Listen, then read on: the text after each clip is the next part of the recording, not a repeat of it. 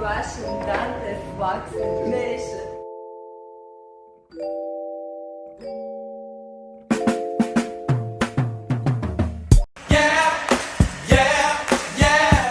Dante's Boxing Nation, what's going on, guys?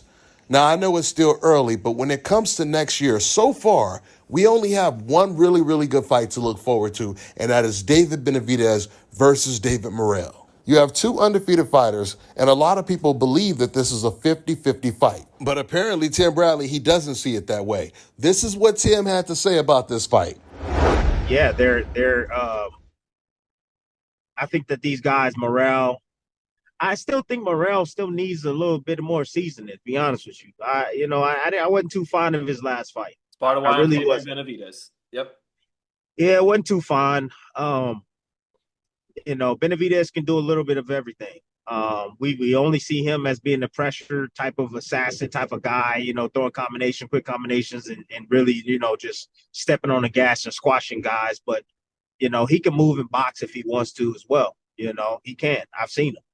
So he has that degree. So he can do a little bit of everything in there, which makes me believe that, Morel's gonna struggle against that, man. Morel, he likes guys that are, pretty much stationary, man, in my opinion. I thought Hot Rod did a good job of switching his game plan up, going intertwining, boxing and pressuring and boxing and pressuring. I thought he did that very, very well, and that's something I believe that freaking Benavidez can do. He can mix it up too. I think he's a little bit more of a puncher than a Hot Rod as well. First of all, it's true that Morel, he didn't look really good in his last performance against Hot Rod, but neither did David Benavidez. He definitely didn't look like a Mexican monster at 175, which is why moving to higher weight classes often changes the dynamic. It's just really amazing when you think about the fact that both Benavidez and Morel, they were the two boogeymen at 168. Canelo avoided both of them for quite some time, forcing them to both move up to 175 to seek new challenges. And credit definitely goes to Benavidez and Morel for taking on such a tough fight, because Benavidez, he could have easily just waited around to get a title shot at 175 without taking any tough challenges. But he decided to take on probably the toughest challenge of his entire career before he even gets that title shot, assuming that he gets past Morel, which I don't think is going to be as easy as Tim Bradley is making it sound, but it's very possible. I mean, there's no doubt about it. David Benavidez has been in the ring with better fighters than Morel. He has more experience than Morel. And it's possible he could very well struggle in this fight. But it's also very possible that David Benavidez, he can struggle in this fight and end up losing, which is the reason why you would call this type of fight a 50-50 fight on paper. Just like Errol Spence versus Crawford was a 50-50 fight going in,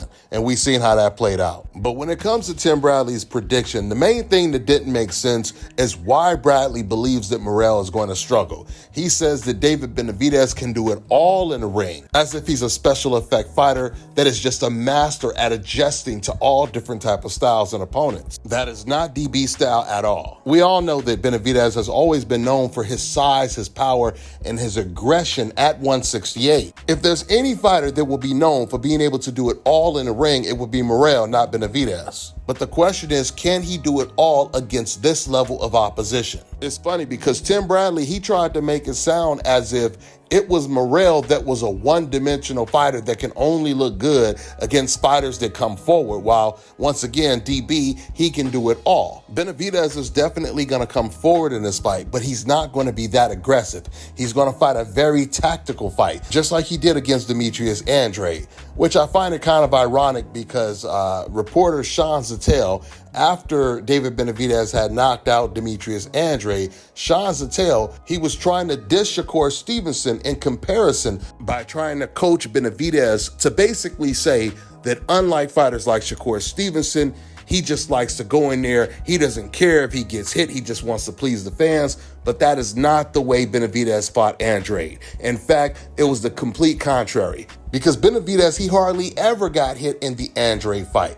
because David was smart enough to know he can't just go in there throwing 100 punches around against a fighter with Andre's skill set, because he's going to end up making a lot of mistakes, getting caught with a lot of punches, like Benavidez did when he fought against Caleb Plant. But once again, David, he didn't do this against Andre and end up catching Andre with the perfect shot, knocking him out, stopping him. And I believe the Andre fight is one of the reasons why you're going to have a lot of fans that are going to believe that Benavidez, he's going to basically do the same thing to Morel. They're both boxers and southpaws that move around the ring. But the biggest difference is the fact that when it comes to Morel, he was a natural super middleweight. And now, once again, both Morel and Benavidez are moving up to 175, or they did move up to 175 at the exact same time. Now, Bradley, he also made the comparison of David Morrell's last opponent, Hot Rod, to David Benavidez. Bradley was basically talking about how impressed he was with Hot Rod's skills. And he said basically David can do everything that Hot Rod does. He just has more power. I completely disagree. Now, I'm not saying that Hot Rod is a better fighter than Benavidez overall. I'm just saying style-wise, there are a lot of things that Hot Rod can do in the ring that David cannot do. While David Benavidez is a dangerous fighter, regardless if he's fighting at 175 or 168, if you're comparing him to Hot Rod, he is still far more predictable than Hot Rod. So I could see this fight playing out many different ways. I could see Morel basically outboxing David Benavidez and then getting caught like Andre got caught. Or he starts to outbox Benavidez and slowly starts to break down Benavidez, possibly even hurting him or even knocking him down, or even worse. But because styles make fights, when it comes to David Benavidez, let's just say if he were to win this fight, I don't see him having too much success against a Bivol or a better BF. But when it comes to Morel, if he were to beat Benavidez, I can see him doing much better against both of those guys, because styles make fights. And Morel is far more versatile. With that being said, I'm going to wrap this video up. That's all I got for now, guys. I'm on to the next one. All right, now check this out, guys. If you're looking to repair eczema scars, burns and bruises, dark spots and blemishes, Fever blisters, diabetic ulcers, this right here is the perfect product for you guys. It's called Elo Key Face and Body Oil. Athletes and top-ranking boxers, they're also using it after training to reduce swelling, inflammation, and to ease the pain. So get yours today. Go to elodekey.com. like them on Facebook, and follow them on Instagram. Let me tell you guys about Issa Israel Law Firm. It is a full-service legal practice based in Denver, Colorado, an emerging hub for combat sports and high-altitude training. If you're a fighter inside or outside of the ring and you need a law firm you can trust to fight for you, visit thefighterfirm.com or email help@iilawfirm.com. Legal representation is usually limited to plaintiffs or defendants in Colorado, but iFirm can help anyone in the world with trademarking their business name, logos, and U.S. immigration issues. This brother has been my attorney for a while and helped guide me through all kinds of business and civil issues, so make sure you guys go to thefighterfirm.com.